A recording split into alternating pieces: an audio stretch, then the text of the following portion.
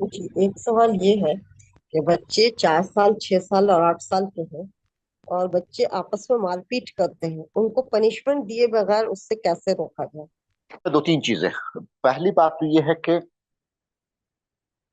बच, बच्चों को आप मोबाइल फोन टीवी ये सबसे, इस पे क्या, पहली बात तो ये कि कम से कम हो। और टीवी पे क्या देख रहे हैं या मोबाइल फोन पे जो भी कार्टून वगैरह क्या देख रहे हैं, इस पे ये आना चाहिए। क्योंकि आजकल बच्चों का कार्टून भी इस तरह का मारपीट वाला बहुत रहता है। और बहुत सा लगता है कि बहुत इनोसेंट टाइप का बहुत सी बातें वो कर रहे होते हैं, वो बहुत गलत रहता है।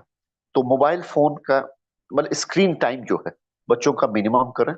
और फिजिकल गेम्स, बाहर जाके पार्क में दौड़ धूप करना, फुटबॉल खेलना, साइकिल चलाना, ये सब चीज पे ज्यादा हो।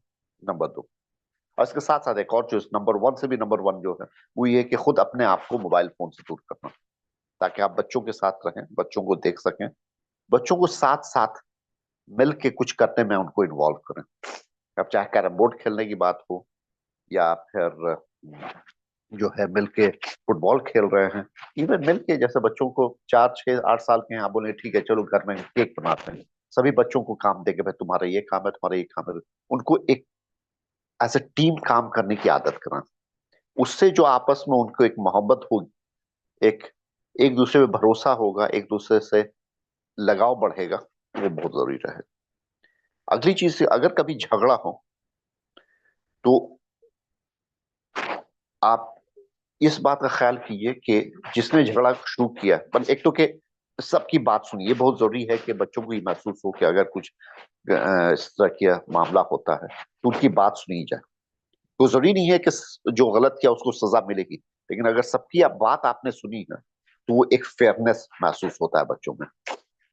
अगली चीज जो है वो ये कि झगड़ा अगर हो रहा है तो आप उनको एक वार्निंग दीजिए, अगर तुमने झगड़ा खत्म नहीं किया तो तुम लोगों को आपस में खेलने नहीं मिलेगा।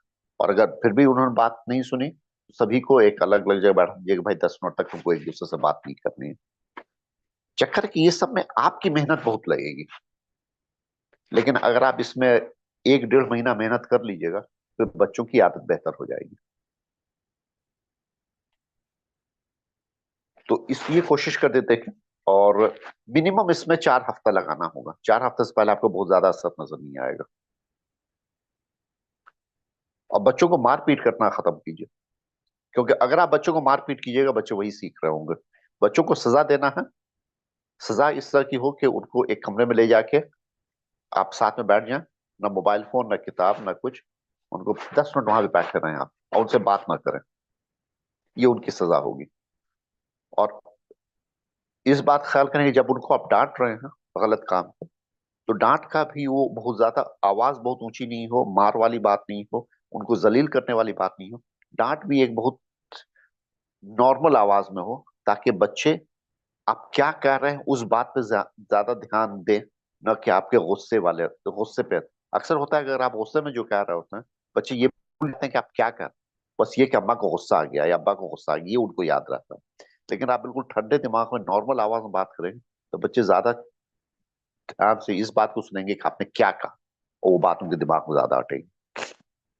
और इसके साथ के साथ आपको ये भी करना है कि बच्चे जब भी अच्छे से खेल रहे हो उनकी तारीफ करें। 5 सेकंड वक्त लगेगा, बस उसके ओह मुझे बहुत अच्छा लग रहा है तुम आपस में इतने अच्छे से खेल रहे हो। अक्सर होता है कि बच्चे जब आपस में खेल रहे होते हैं हम लोग ध्यान नहीं देते हैं, लेकिन जब वो झगड़ा करते हैं तब आके उनको डांटने लगते हैं। तो बच्चों को लगता है कि जब हमको अटेंशन नहीं मिलता है, और उनके लिए आप डांट भी, आपकी डांट भी उनके लिए अटेंशन है।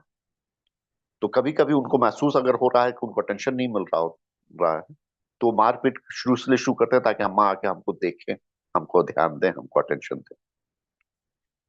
तो ये सब कोशिश करें। और जैसा मैंने कहा, अम, अम, अल्लाह से दुआ करते रहें। इन सब चीजों में हमारी कोशिश होनी चाहिए, हमारी मेहनत होनी चाहिए, लेकिन अल्लाह की मर्जी के बगैर कुछ नहीं होता।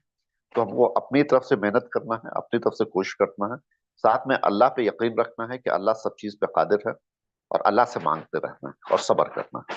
इंशाल्लाह अल्लाह ताला बेहतरीन करेंगे।